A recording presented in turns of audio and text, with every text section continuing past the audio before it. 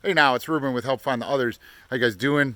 As always, gratitude for everyone that's still hanging in there with us and listening to the podcast, watching videos, taking part in the community. It's great.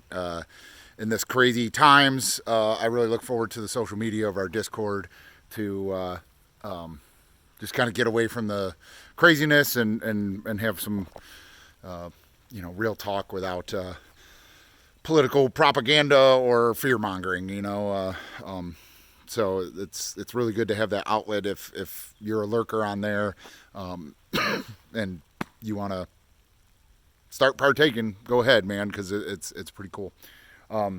So our last podcast talking about the coronavirus already didn't age well, and that is because something happened, at least where I live, a mere couple hours after recording that episode.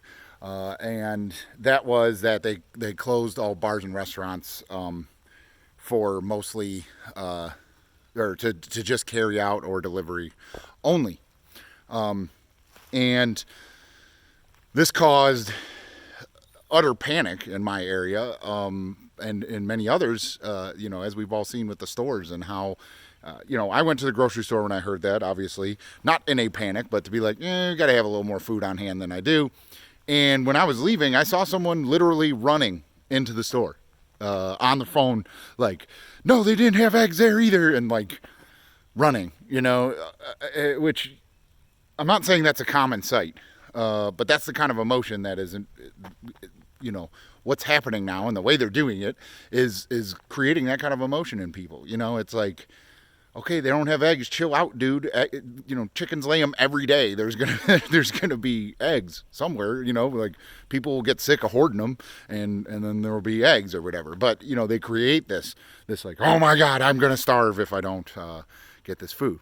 So I might be all over the place. I wanted to use this area here to kind of show something and tie it into like, we need to come out of this situation with a better relationship to our food supply. And that's what I've seen is that, it's like all it takes is 1 week of everybody buying at the same time and our food supply is absolutely fucked in this country. So I wanted to kind of talk about this place for a little bit. So as you can see, this is a paved road kind of in the middle of the woods. I'm actually on Army Corps of Engineer property down there. There's a really big lake. That's where the state park is and the wildlife area that I was talking about.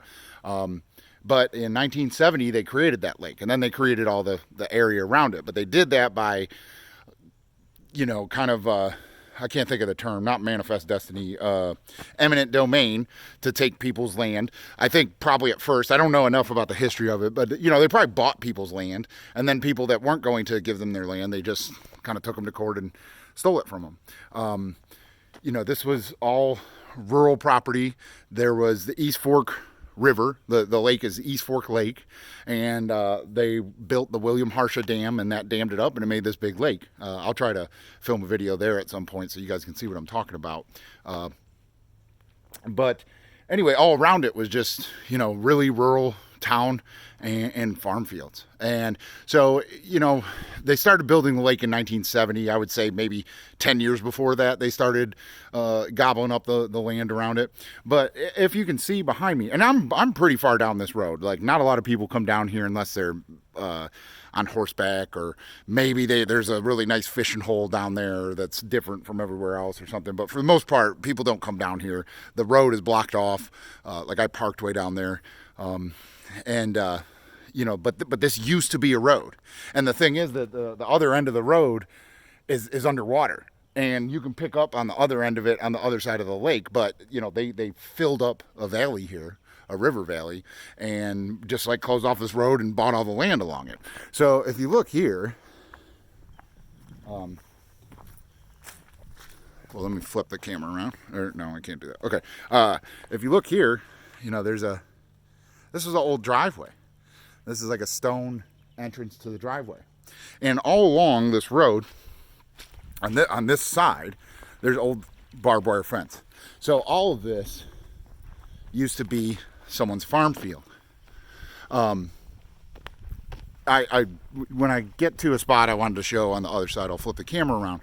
But I think on this side it was farm field as well. Anyway, so what I'm getting at with that is that if you think of that time, say the 60s, mid 60s was when they started gobbling up land. That land was probably easier, anyone who sold it and wasn't, just kind of confiscated by the government, anyone who sold their land, it was probably easy to get them to sell, because at that time in the 60s, you had the baby boomer generation was starting to go to college. And a lot of them, their parents, if you're a baby boomer from a rural area, your parents were probably farmers. That's what everyone did. This was before corporate farming. The meat industry has always been kind of centralized and corporate, but produce wasn't. The earlier back you go, the more and more local produce was, because you didn't have the refrigeration and stuff like that. So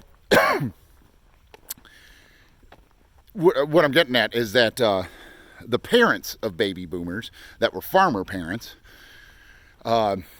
lived through the Depression, and then we're seeing, the money was in going to college and getting a good job, becoming a professional or whatever. So a lot of people that grew up and went through the Depression as a farmer kind of wanted a different life for their kids, and urged their kids to go to college and not become farmers.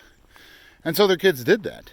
And, if we're talking generational turnover, there was a gap there.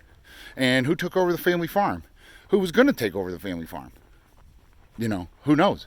So when the government man comes knocking at your door, offering you a check for your land, well, you're likely to sell it. So this happened in this instance with the government taking it. But around that same time, or heading into the 80s, I don't really know when corporate farms started becoming a thing, but they did the same thing. They went to these aging farmers who didn't have any, succession plan for their family farm, and, either took over their farmland, or you had real estate developers who came and knew the same thing, and you buy an old farmer's farmland, and you can put a bunch of subdivisions on it, and basically all of our agriculture, from the 50s to the now, just went away. And so even if you live in a rural area, because farms have been taken over by corporate farms, and you live in a rural area, you might see a farm field, but I guarantee they're growing one of two things: corn and soybean. Neither of those are food for us. They're food for animals, or they're used, for other products. I mean, there's a ton of shit made with corn and soybean. So we might, even if we're in a rural area, and be like, I don't know, they grow a lot of crops around here. They're growing one of those two crops, and they're basically, most of the Midwest and the good growing regions in our country are monocultures, and there's only a handful of crops that are grown, in most fields. And so where's our food come from? Well, most of our food comes from other countries that have year-round growing cycles. Now, we do get a lot of stuff from California. That's, a big part of local food. But look at your berries when you buy them at the grocery store. They're usually from Chile or Venezuela, or they're all like South American countries. So there was this, but they used to be grown, and it was seasonal, and you had to know they were grown around you, and you had to know, like, that's when you get blueberries, and you make preserves or jams and stuff like that. And we've become so accustomed, because of the globalization of agriculture, we've become so accustomed to, like, it's December, I want a blueberry, I'm going to the grocery store, and you get blueberries, there you go. And that's great. I take advantage of that as well. But this virus and the panic that we've seen shows us, oh shit, we're spoiled babies when it comes to food, right? We can't have everything we want.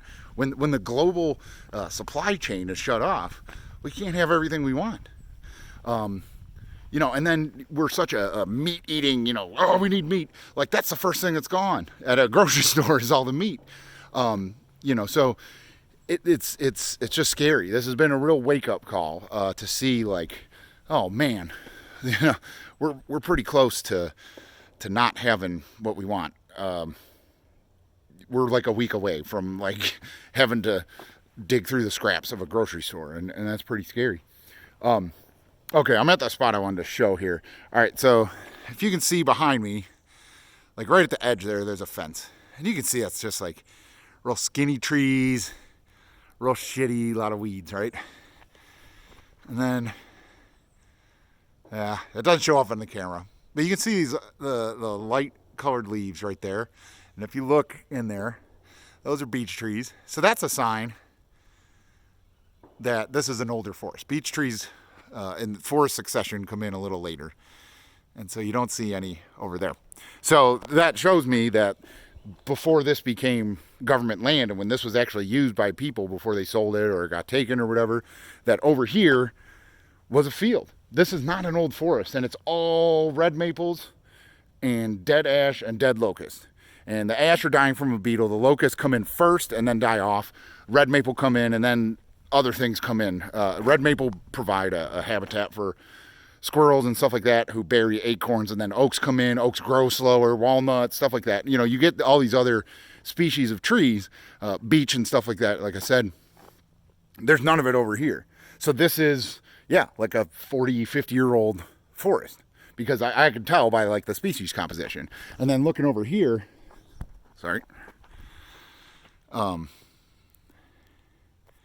you can see, like, I'll try to aim it over my head. Like, there's big oaks. I don't know. It's hard to film that anyway. If I was out here leading a naturalist walk with you guys, you'd see it. But there's really big trees in there, really big chinkapin oaks. And like I said, I see beech leaves everywhere. This was forest back then. They just, I don't know if someone just, it does look too steep to make a field or whatever, but I can tell the age and see and just kind of figure out like how old this area is compared to that.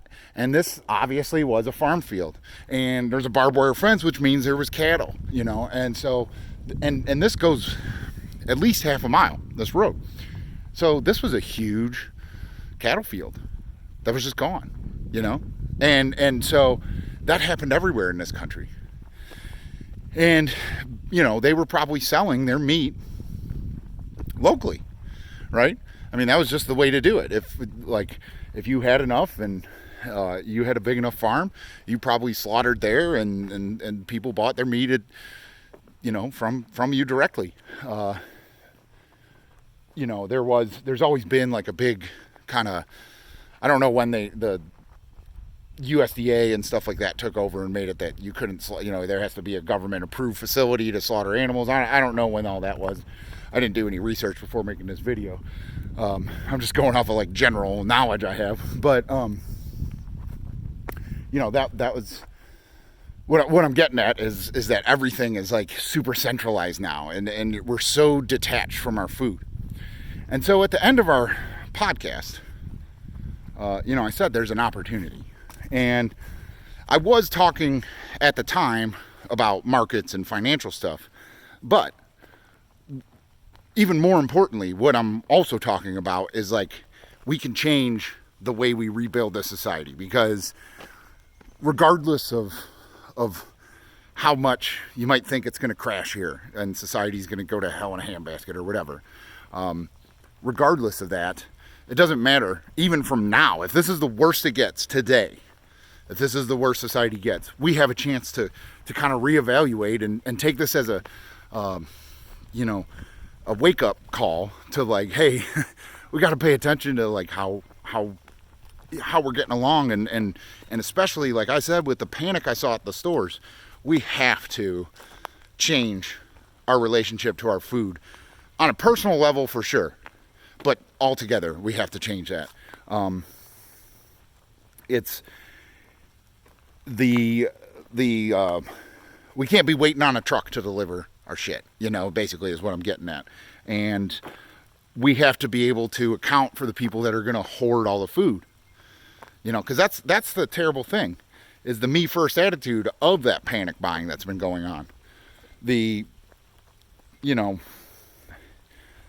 I need to have 500 pounds of meat in the freezer, so I'm going to the grocery store and taking it all. Like, come on, motherfucker. Like, other people need to eat too. And I've joked about this. Like, I made a joke in the podcast. I've been doing it on social media too, joking about cannibalism. And I'm kidding. I don't recommend we eat people.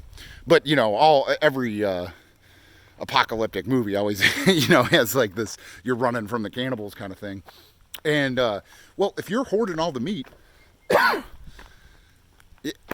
you're running the risk, if it is the end of days, of, or you're increasing the chances that someone's coming to eat you if there's no meat left, So, I mean, I understand the prepper mentality of having like a year's worth of food saved up and stuff like that. And I don't think that's necessary, because I believe as a community we can help each other and feed each other.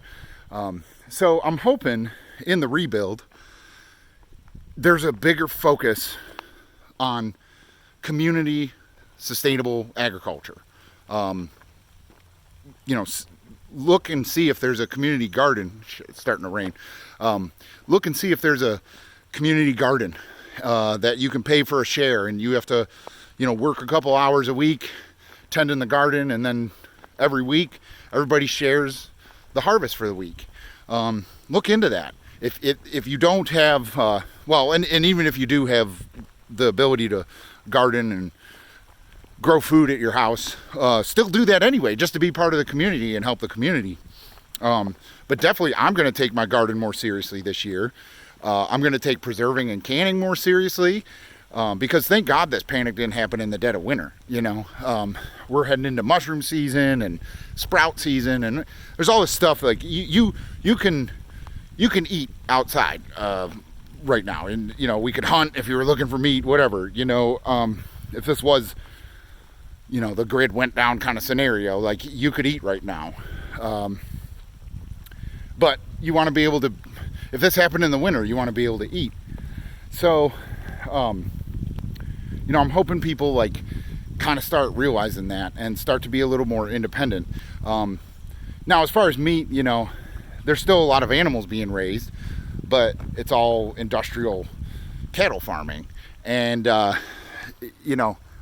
if I'm going to be taking a better stock of my relationship to my food, that isn't meat, I want to do that with meat too. So I'm signing up for a share of a local grass-fed, ethically raised meat farm that delivers right to your house. It's a little more expensive than the store, but I'll pay for that premium, and I'll pay to support a local farmer. And I think that's going to become more and more what people are choosing to do, as we restructure our, come out of this and restructure and reevaluate what we want out of society. And I think it all starts with the food.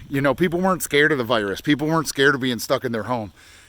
But as soon as they were like, oh, we're closing restaurants, not even like closing them, just like carry out only, people freak the fuck out. What if they close them, not carry out?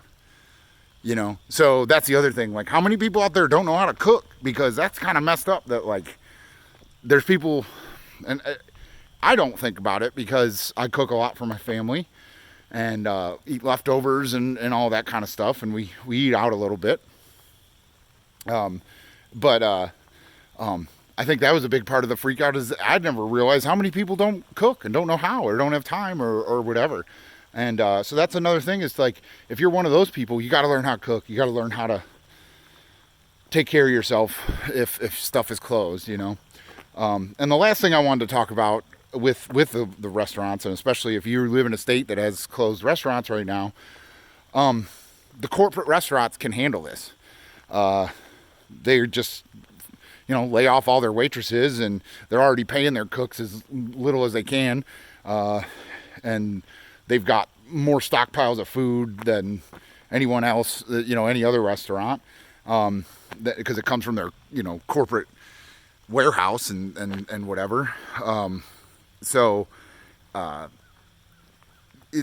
independent restaurants, though, man, this is really gonna hurt them. I mean, it's definitely gonna hurt waiters and waitresses all around, but the smaller places that might be having a hard time getting food and have to have a smaller carry-out menu or something like that, it's going to be really hard for them.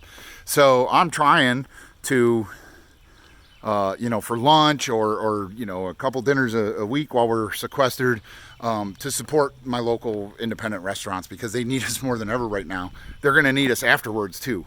Whenever the restaurants open back up, I'm only eating at local restaurants to make up for that loss that they had. And I really hope people are taking that into account with your food. Is that we want the local suppliers, like I was talking about, but the local establishments that are cooking food for you too. Like, that's who you want to support. I know here in Ohio they said that there would be a special rate loan offered for restaurants and small businesses affected by the coronavirus. And I mean, that's good, but it's creating a situation where the independent places are going to have to choose, like, well, do I want to go under, or do I want to take on essentially a second mortgage to be able to stay open? And then I'm going to have another cost added to my overhead, which means I'm going to have to raise my prices, which is probably going to put me at a disadvantage to the corporate places that are going to take this closure in stride and don't have to change anything about what they were doing. And so, again, we got to support our local community restaurants just as much as our local community farmers. Definitely. I mean, I'm not saying don't ever go to the grocery store, but like, now's the time to like hit up your local farmers markets and stuff like that when we get into that season. And we just have to, that system of local food stays strong the more we support it. And so I'm hoping that's what comes out of this crazy time. I hope that made sense. But anyway, I just wanted to walk in the woods and make a video and talk about food. I guess I'm probably hungry. Anyway, I hope you guys are all being safe, staying sane, and enjoying the time with your family, and taking the time to be reflective and evaluate what's important and what we need to work on. And if we can all do that, this will be a net positive, even though it's a scary, terrible thing that I wish we didn't have to go through. But till next time, thanks for helping find the others.